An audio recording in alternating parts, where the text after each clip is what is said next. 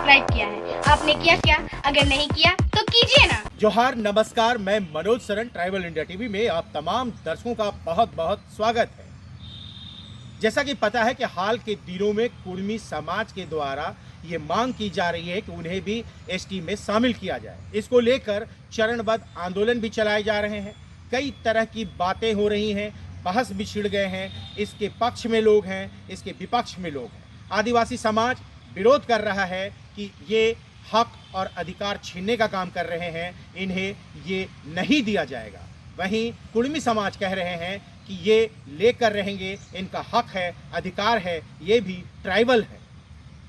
इन्हीं तथ्यों को बताने के लिए, समझने के लिए, समझाने के लिए कुर्मी समाज के ही एक युवा हैं, कुमार ऋषि। कुमार ऋषि स्कॉलर हैं, वो रिसर्च कर रहे हैं और अपनी बातों को रखना चाहते हैं, समाज को समझाना चाहते हैं कि आदिवासी कुर्मी समाज जो है कि वो क्यों एसटी में शामिल होना चाहता है, क्यों आदिवासी समाज जो है कि इसका विरोध करना चाहते हैं। तो आइए उनसे बात करते हैं, समझने की कोशिश करते हैं। तो कुमार ऋषि जी, बहुत बहुत जोहार। क्या कुछ कहना चाहते हैं? जोहार सर। कुमार ऋषि जी, आप युवा हैं, पढ़ाई कर रहे हैं, रिसर्च कर रहे हैं, लेकिन हाल के दिनों में जिस तरह से कुर्मी समाज के द्वारा, विभिन्न संगठनों के द्वारा ये मांग की जा रही है कि कुर्मी को एसटी में शामिल किया जाए, वो खुद को आदिवासी कह रहे हैं, क्यों? देखिए, मैं सभी आपके दर्शकों को बताना चाहता हूं कि कुर्मी जो है शुरू से ही अनुसूचित जनजाति की सूची में सूचीबद्ध रहा है, पर उसे अपडेट नहीं किया जा रहा है। इसका मुख्य कारण ये है कि जो शेड्यूल ट्राइब के जो संवैधानिक अधिकार हैं वो उसमें लागू होते हैं। तो शुरू कहाँ से होता है? इसकी शुरुआत होती है 1865 से। इसे कहते हैं इंडियन सक्सेशन एक्ट। इसमें कुर्मी शामिल है। इसके अनुसार ही बंगाल टेनेंसी एक्ट बनता है, जिसमें आदिवासियों को उसके अधिकार क्षेत्र में, अपने आइसोलेशन में, उन्हें जो हिंदू सक्सेशन एक्ट है उनके अनुसार उनको जो इनहेरिटेंस के है उसको अपने अनुसार करने की सुविधा मिली थी। और यही नियम लागू होता है 1908 सीएनटी में। उसके बाद इसमें और एक चीज़ जुड़ा हुआ है, मैरिज एक्ट। कुर्मी का जो मैरिज एक्ट है जो आदिवासियों के लिए है, उसमें भी मैरिज एक्ट में लिखा है कि आपको जो अनुसूचित जनजाति है उनके जो राइट्स हैं वही उनको मिलेगा। उसमें किसी तरह का नहीं लिखा है। आपको सिंपल सा मैरिज एक्ट में लिखा है कि Hindu succession act schedule tribe को नहीं मिलेगा, ठीक है। पर ये शेड्यूल ट्राइब अगर हम नहीं हैं तो ये एक्ट हम पे लागू क्यों होता है?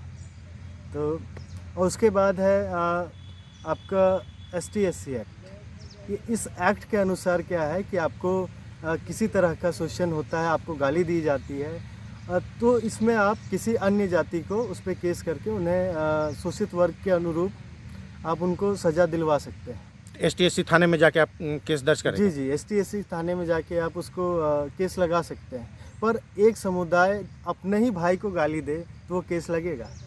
तो ये तर्क के अनुसार हम पे जो हमारा कुर्मी समुदाय है उसमें SC एक्ट का भी, SC/ST एक्ट का भी अनुकरण नहीं होता है। वो नहीं होता है। ये तभी होता है जब कोई आदमी खुद को हिंदुवाइज्ड एफिडेविट में हिंदू साबित करता है या किसी अन्य धर्म को शामिल करता है, तब जाके उनमें ये जानने के योग्य बातें हैं कि किस तरह से उन पर लगता है।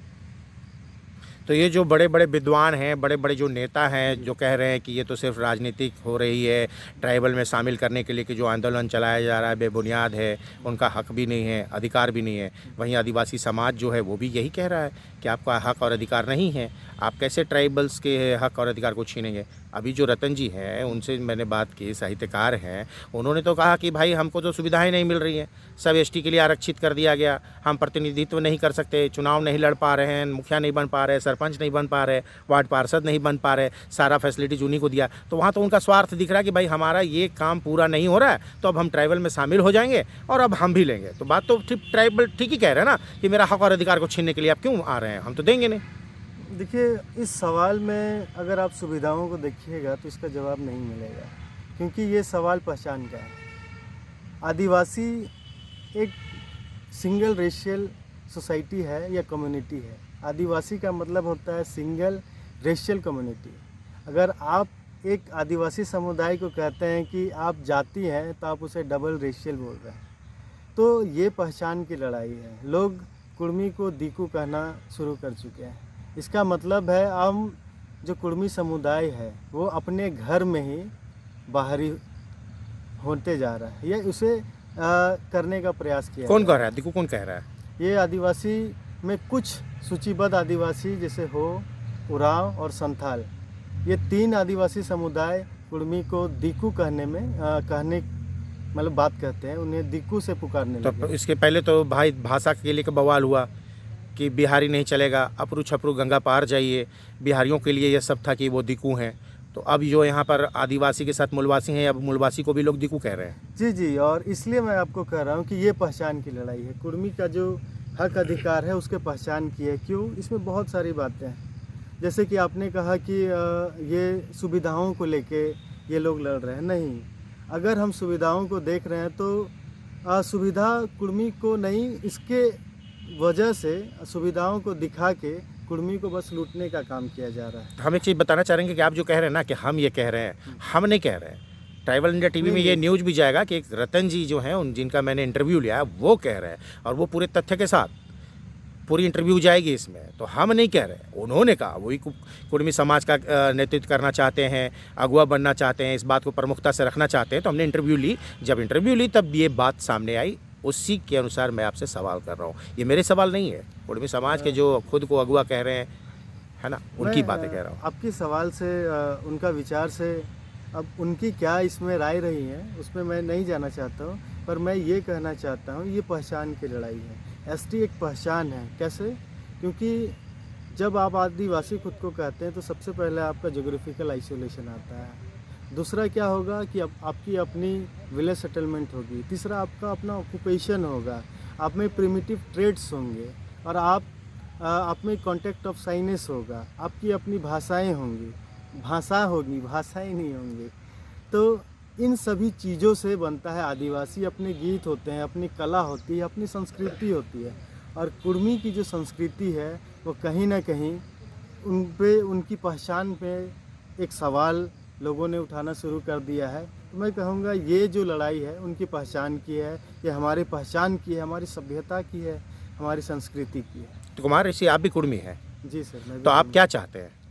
सर, मैं चाहता हूँ कि जो भी सूचीबद्ध नहीं हुए हैं, ठीक है, जो कुर्मी समुदाय और अन्य जनजातीय समुदाय जो सूचीबद्ध नहीं हुए हैं और उनमें किसी तरह का कारण नहीं दिया गया है, उन्हें जल्द से जल्द सूचीबद्ध किया जाए। तो आप कह रहे हैं कि एक पहचान की लड़ाई है, जी सर। तो आदिवासी समाज भी एक पहचान की लड़ाई लड़ रही है। जनगणना परिपत्र में अलग से धर्म कोड की लेकर सरनाथ धर्म कोड, बड़ी जोरदार आंदोलन चला 11 नवंबर को विधानसभा से। आप सही बता रहे हैं, और मैं आपको जानकारी देना चाहता हूं कि जब से जनगणना भारत में शुरू हुई है ब्रिटिश काल से, एनिमिस्ट का कॉलम शुरू से रहा है।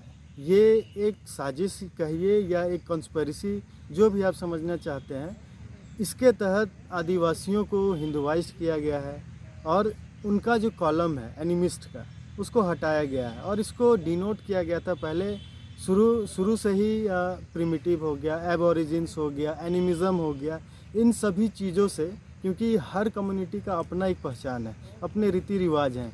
तो अगर आप कहते हैं कि मैं सरना मानता हूं, तो हो सके बहुत से जनजाति कहेंगे सरना हमारे क्षेत्र में सराय का पेड़ है ही नहीं, तो हम कैसे माने? या बहुत सारे ऐसे चीज़ जो हम मानते हैं वो नहीं कह सकते हैं कि ये हम भी मानते हैं। तो बात इसमें क्या है कि सभी जनजातियों का अपना एक पहचान है और इसके लिए जो भी नेचर को पूछते हैं उसके लिए एक वर्ड है, एनिमिज़म है, एनिमिस्ट है। ऐसे करके कोड बनाया जा चुका है। और भारत आज़ाद होने के बाद क्या हुआ ये तो सभी के। तो आप कह रहे हैं कि मतलब कि वो जो बनाया गया है, कॉलम बनाया गया, तो एक साजिश है कि आदिवासियों को हिंदू बना दिया गया, साबित कर दिया गया। तो आप भी तो है ना उसमें फिर? तब तो देखिए, इस साजिश में सभी लोग हैं। देखिए, एक कॉन्स्पिरेसी और क्या हुआ, एक ही घर में 3 रिलीजन के लोग रह रहे हैं। कैसे? दादा खुद को अपने आप को एनिमिस्ट कहता है, बेटा, उनके जो दादा के बेटा जो आपके बाप या हमारे बाप हो सकते हैं, वो खुद को हिंदू कह रहे हैं और पोता खुद को क्रिश्चियन कह रहा है। तो ये क्या हो रहा है? एक पहचान, एक ही घर में इतने फूट कैसे हो रहे हैं? ये भी तो एक सवाल है। तो आप क्या चाहते हैं? मतलब आप किस तरह से कुर्मी जो है कि एसटी में शामिल हो? फिर सरनाथ धर्म कोड का जो आंदोलन चला, विधानसभा से जो प्रस्ताव पारित किया गया, तो इस दौरान जो है, क्योंकि आप युवा हैं, तो उस दौरान आपकी क्या भूमिका रही? मैं थोड़ा सा इसमें डीप या थोड़ा सा चरणबद्ध तरीके से आपको बताना चाहूँगा कि सबसे बड़ी बात है कि लोग कहते हैं कि कुर्मी बाहर से आए हैं, तो कुर्मी का माइग्रेशन का कोई थ्योरी नहीं है। और जब आप पट्टा जब ब्रिटिश को मिला, निज़ाम से यहाँ का पट्टा मिला, या मुग़ल के जो सिराज उद-दौला जो हारे, उसके बाद जो पट्टा उनको मिला ईस्ट इंडिया कंपनी को, तो एक बोनाफाइड सेटलमेंट हुआ। बोनाफाइड मतलब आपको घोषित क्षेत्र बताइए, इसके अनुसार आपको जमींदारी या जागीर व्यवस्था दी जाएगी। तो यहाँ के जो 6 परगना, ये जो 6 गाँवों के मालिक थे, वो थे परगनेत। महतो एक गांव का मालिक होता था, हेडमैन होता था गांव का, उसके ऊपर 6 गांव का मालिक होता था परगनेत। और वो जो ओहदार आप जानते हैं, चौधरी जो जानते हैं, जो आदिवासी व्यवस्था के हैं, ये वही लोग हैं। क्यों? उन्होंने बोनाफाइड सेटलमेंट में इन बातों को कहा, और इन बातों का जिक्र है Patna law journal, page number 109। ठीक है, इनमें सारी बातें, कौन जागीर, किसने बोनाफाइड कितने एरिया का किया, ये सारी डिटेल लिखी गई। तो ये जो आंदोलन कर रहे हैं कि हमको एसटी में शामिल किया जाए, रेल रोको, सड़क पे उतर गए, संसद भी घेरने की बात हो रही है, तो जब इतने सारे डॉक्यूमेंट्स हैं तो कोर्ट क्यों नहीं चले जाते? देखिए, कोर्ट हमको मान रहा है, कैसे आप कहिएगा कि ये कैसे हो सकता है? तो सबसे बड़ी बात है कि हमें हिंदू सक्सेशन एक्ट का दया भागा और मिताक्षरा का लॉ नहीं लगता है। इसका मतलब इनहेरिटेंस जो हमारा कस्टमरी रूल है, और किसी भी एनिमिज़म का बेस पॉइंट होता है उसका कस्टमरी लॉ, और ये हमारे में प्रिवेल करता है तभी नहीं है। और सबसे बड़ी बात है कि कोर्ट जब भी हम लोग जाते हैं, तो कोर्ट एक क्या है, न्यायिक व्यवस्था है जो किसी भी संवैधानिक चीज़ को प्रोटेक्ट करती है। तो सबसे बड़ी बात है कि अगर न्यायपालिका हमें प्रोटेक्ट कर रही है, हमारे राइट्स को प्रोटेक्ट कर रही है, तो दिक्कत कहाँ है? दिक्कत है कि जो अपडेट नहीं कर रहे हैं, उसमें दिक्कत है। हमारे जितने भी, एक हरकनाथ ओहदार का जो केस है, गणपत राय वर्सेस हरकनाथ ओहदार, उसमें हम लोग को एब ऑरिजिन्स कहा गया है। हमें हमारा जोग्राफिकल आइसोलेशन, ऐसे कुर्मीज़ ऑफ छोटा नागपुर बोलता है, तो हमारा जोग्राफिकल आइसोलेशन बताया ना। उसके बाद कृतिवास महतो वर्सेस और कोई है, उनका जो केस है, उसमें साफ बताया गया है कि इंडियन सक्सेशन एक्ट इसलिए ही लाया गया है क्योंकि हमको आदिवासी में कुर्मी को, मतलब कुर्मी का मानभूम में सबसे ज़्यादा पॉपुलेशन था। रांची में यहाँ BS यहाँ के एक मार्क्सवादी इतिहासकार थे, क्या BS विश्वास या ऐसे कुछ नाम है, उन्होंने यहाँ का पॉपुलेशन 58% बताया खाली कुर्मी का। और इस क्षेत्र में, ये छोटा नागपुर प्लेटू में हम लोग मोर देन 60% थे, मतलब 3-4 राज्य अभी के, और एक राज्य जो कट गया वो बांग्लादेश, उसमें भी हम लोग हैं। तो यहाँ का सबसे बड़े पॉपुलेशन हम है, यहाँ के कर्ता धर्ता हम लोग हैं, यहाँ के पोषक समाज हम हैं। क्योंकि अभी आप जब यहाँ के लोगों को जानते हैं या जब मिलते हैं, तो वो किसकी भाषा बोलते हैं? उनकी अपनी भाषा होती हुई भी हमारी भाषा बोलते हैं ना। तो सभी एंगल से आप जब देखते हैं, उनकी क्या भाषा है, आपकी क्या भाषा है? हमारी भाषा कुड़माली है, उनकी भाषा कुड़ुक है, उरांव समुदाय की, पर यहाँ की भाषा बोलते हैं ना। किसकी भाषा बोल रहे हैं? अगर माइग्रेट नहीं करते, वो माइग्रेट किए तब तो यहाँ का भाषा बोल रहे हैं। अगर हम माइग्रेट कहीं से होते तो उनकी भाषा में। तो आप खुद को असली वसिंदा मानते हैं, इस माटी के पुत्र मानते हैं कि हम लोग यहीं के हैं, हमारे पूर्वज भी यहीं के हैं, हमारी जितनी परंपरा संस्कृति सब यहीं पे है, जल जंगल पहाड़ ज़मीन सब आपकी है? मैं इसे साबित कर सकता हूँ। कैसे? क्योंकि आप किसी भी गांव में जाइएगा ना, तो एक स्पेशल रिचुअल होता है जब खेती का सीज़न आता है। तो जो जेठ रैयत होता है गांव का, जब तक वो पूजा नहीं करता है, या उसका खेत का जब तक रोपनी शुरू नहीं होता है, उसे पचाटी पूजा भी करते हैं, बाकी खेतों का नहीं होता है। जब तक महतो सरना स्थल में नहीं होता है, पूजा स्टार्ट नहीं हो सकता है। तो पहान व्यवस्था, जितने भी पहान हैं गांव में, जब जाइएगा महतो गांव में या झारखंड के किसी भी गांव में जो बहुल है आदिवासी, कुछ सिमडेगा, गुमला, ये सब छोड़ के जो अलग जनजाति जहाँ पर रहते हैं, मगर जहाँ दोनों समुदाय के लोग रहते हैं, वहाँ जाके देखिए महतो का ज़मीन पहने ज़मीन में है, काट के उसको दिया है। तो सारी व्यवस्था में तो हम लोग हैं, और हमें खुटकट्टी ऐसे नहीं बोला गया है। आप जाइएगा तमाड़, तो अभी भी खुटकट्टी के जो सूचीबद्ध है, उसमें खुटकट्टीदार के नाम कुर्मी है। तो हम लोग कहाँ नहीं है, बस हम लोग एक जगह नहीं है सूची में। और एक इंटरेस्टिंग चीज़ मैं आपको बताना चाहूँगा, सोशियो इकोनॉमिक कास्ट सेंसस का सर्वे होता है, उसके अनुसार प्रधानमंत्री आवास योजना सबको मिला है। तो उसका जो सूची है उसमें कुर्मी है, KUDMI। तो ये कुर्मी कौन है? हम लोग हैं। और जो लोग अपने नाम को KUDMI लिखे हैं बोकारो में, उनके सभी के कुर्मी घरों में अनुसूचित जनजाति के नाम लिखे हुए हैं। मतलब इसे हम क्या समझें? हमारे साथ इतना कुछ हुआ है कि हम इसको बयां नहीं कर सकते हैं। हमारे खाली 20,000 स्क्वायर किलोमीटर से ज़्यादा एरिया डैम्स में है, और खुले में कितने हैं ये तो सरकार को भी नहीं पता है, ना सरकार को ही नहीं पता है, तो हमें क्या पता है। तो ये कहीं ना कहीं जो आप लोग बोल रहे हैं कि एसटी में शामिल करो, आदिवासी समाज कह रहा है कि हम अपना हक अधिकार देंगे नहीं, ये गलत मतलब मांग है, रहना है तो भाई की तरह रहो, और नहीं तो फिर सड़क पे आप उतरोगे तो हम भी उतरेंगे। तो ये जो टकराव की स्थिति उत्पन्न हो रही है, इसको कैसे दूर करेंगे? मूलवासी आदिवासी भाई भाई कैसे होंगे? देखिए, आदिवासी मूलवासी भाई भाई शुरू से हैं और रहेंगे, क्योंकि जो शहर में रहते हैं वो लोग हल्ला कर रहे हैं, गांव के लोग हल्ला नहीं कर रहे, क्योंकि वो स्थिति को जानते हैं और कौन किससे जुड़ा है और किस व्यवस्था में है वो जानते हैं। कैसे? जब आप गांव में जाते हैं तो पहान का स्पेसिफिक रिचुअल है, वो काम वही करता है। कुम्हार जो है वो घड़ा बनाने का काम करता है, जो ठाकुर है वो बाल काटने का काम करता है। पर ये जो काम किया वो उसे कब उसका सैलरी कह सकते हैं, इसको कब दिया जाता है? जब धान की खेती हो जाती है और वो किसके खेत में जाके लेते हैं। और संस्कृति की जो लोग बात करते हैं, है ना, भाईचारे की बात करते हैं, हमें कितना धोखा दिया गया है इस बात को ऐसे जानिए कि जब झारखंड का निर्माण होता है, लाली कमीशन बैठता है 1999, ठीक है, तो हम लोग सभी जानते हैं कि झारखंड एक शेड्यूल एरिया है, 5th शेड्यूल के अंदर 14 जिला यहाँ के हैं। तो अगर 24% यहाँ की जनसंख्या है आदिवासी की, तो उसे 5th शेड्यूल में कैसे रखा गया है?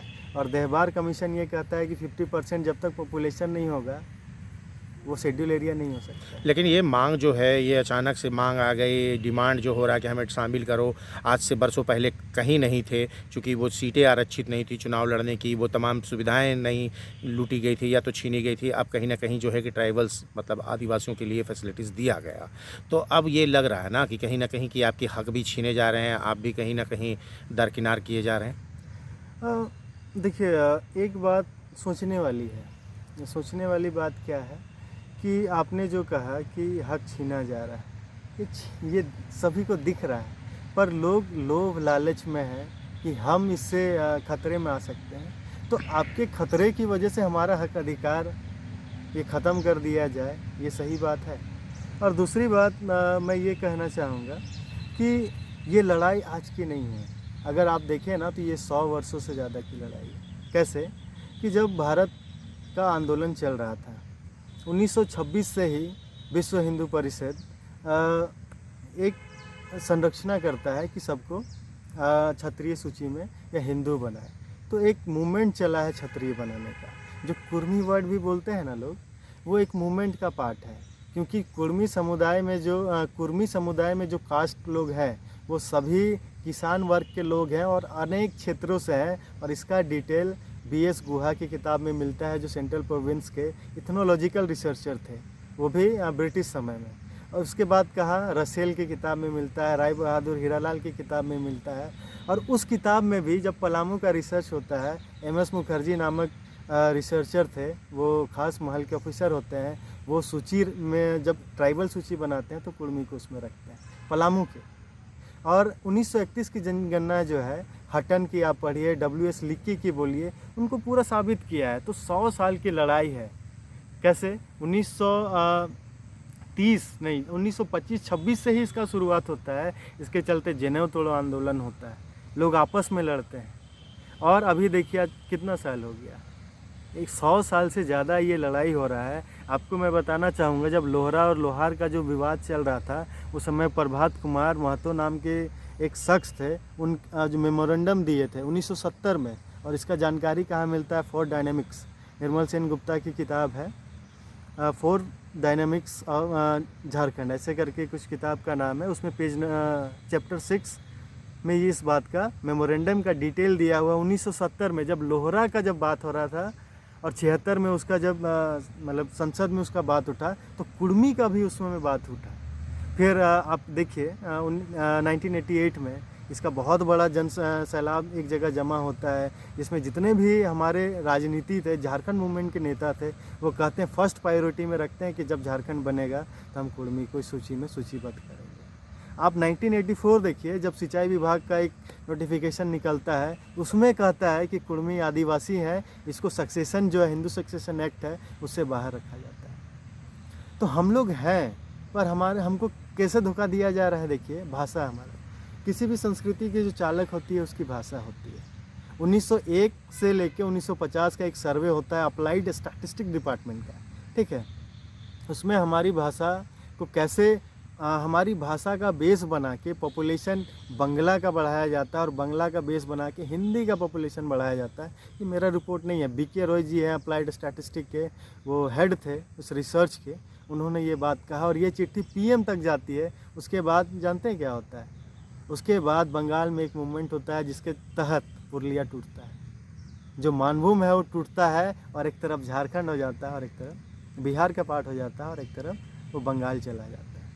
तो हमारे साथ पूरा कंस्पिरेसी हुआ है। हमारे जो हम लोग खनिज संपदा है उसके ऊपर बैठे हैं। इसका सबसे बड़ा रीज़न है कि दुनिया का सबसे बड़ा जो सबसे पुराना कोयला है उसे गोंडवाना कहते हैं, सभी जानते हैं। इस गोंडवाना कोयला में देखिए कौन सा कम्युनिटी सबसे ज़्यादा बहुल है, एक एक गांव, एक एक ब्लॉक किसका है। तो मैं आपके चैनल के माध्यम से एक संदेश सभी आदिवासी समुदायों को देना चाहता हूं कि अगर कुर्मी समुदाय सूचीबद्ध होता है अनुसूचित जनजाति की सूची में तो हम लोग 6 शेड्यूल की ओर बढ़ेंगे। अगर नहीं होता है तो ओबीसी पॉपुलेशन इंक्रीज़ करेगा स्टेट में और यहाँ 24% जो आदिवासी क्षेत्र होगा, परिसीमन जब आएगा 2026 में, तो ये क्षेत्र आदिवासी सूची क्षेत्र से बाहर हो सकता है। यहाँ की सीटें जो हैं वो बहुत कम हो जाएंगी। तो आप डरा रहे हैं कि धमका रहे हैं इसे बता के? मैं एक बता रहा हूँ। देखिए, अगर मैं सच बता रहा हूँ इसका मतलब है मैं आपका बुराई नहीं कर रहा हूँ, मैं आपको उन परेशानियों के बारे में बता रहा हूँ जो इसके वजह से क्रिएट होने वाली है और इसका भुगतान किसे करना होगा, हम और आपको, जो हमारे भाई हैं उन्हीं को करना होगा। तो ये समझने वाली चीज़ है। अगर कोई क्रिटिसिज्म करता है इसका मतलब नहीं है कि वो आपकी बुराई कर रहा है, इसका मतलब है वो आपको बताना चाहता है, आगाह करना चाहता है, यही बात है। तो क्या कहना चाहते हैं कि आपको एसटी में शामिल किया जाए और ये जो कहा जा रहा है आदिवासियों के द्वारा कि आप एसटी में शामिल नहीं होंगे, आप प्रकृति पूजक नहीं हैं, आप आदिवासी नहीं हैं, तो कैसे इस दूरी को पाटेंगे, कैसे एक रास्ता निकलेगा जहां भाई भाई कंधे पे कंधा, हाथ पे हाथ मिला के चलेगा? देखिए, सामाजिक व्यवस्था जो हमारी है ना वो काम पे डिपेंडेंट है, वो हमारा एक दूसरे के सहयोग से हमारा काम चलता है, तो उसमें कोई फ़र्क नहीं पड़ने वाला है। गांव का चलेगा ही, वो जैसा चलता था वैसा चलेगा ही। पर दिक्कत कहाँ पे हो रही है कि कुछ लोग हैं जो सभी आदिवासी हमारा विरोध नहीं कर रहे हैं। 2-4 समुदाय हैं, एक है उसमें उरांव समुदाय के लोग, दूसरे हैं हो समुदाय के लोग और तीसरे कुछ संथाल हैं। और इससे ज़्यादा किसी समुदाय ने हमारा विरोध नहीं किया है और कर भी नहीं सकते हैं। क्यों? इसका सबसे बड़ा कारण है कि हम लोग का कंट्रीब्यूशन एक दूसरे के साथ बहुत अच्छा रहा है। हम लोग एक दूसरे के पूरक हैं। ना हमारे बिना करमाली का काम चलता है, ना करमाली के बिना हमारा चलता है, ना कुम्हार के बिना हमारा काम चलेगा, ना उसके बिना मेरा चलेगा। तो सभी हमारी जो व्यवस्थाएं हैं वो 5 अंगुलियां हैं और ये जब मुट्ठी होती हैं तभी काम होता है। तो हमारी व्यवस्था को किसी तरह की कोई परेशानी नहीं होने वाली है। बस हमारा टाइम ज़्यादा से ज़्यादा ये लोग पेंडिंग करा सकते हैं, पर जो बात है, जो सच है, जो तथ्य है, एक मेरे बहुत अच्छे दोस्त ने कभी कहा था कि साक्ष्य को प्रमाण की आवश्यकता नहीं होती है। तो सब कुछ दिख रहा है, बहुत साफ दिख रहा है और डेटा अवेलेबल है। ये जो जानकारियाँ हैं वो बहुत अच्छे तरीके से प्रिजर्व हैं और आप कोई भी इसको देख सकता है। तो ये सच जो है ये बस आपको जानने का है और एक्सेप्ट करने का है। और भ्रमित होंगे तो हमारा ज़्यादा से ज़्यादा आप काम को पेंडिंग कर सकते हैं, मगर आप उसे नकार नहीं सकते। चलिए, बहुत बहुत शुक्रिया आपका, बहुत बहुत धन्यवाद। जय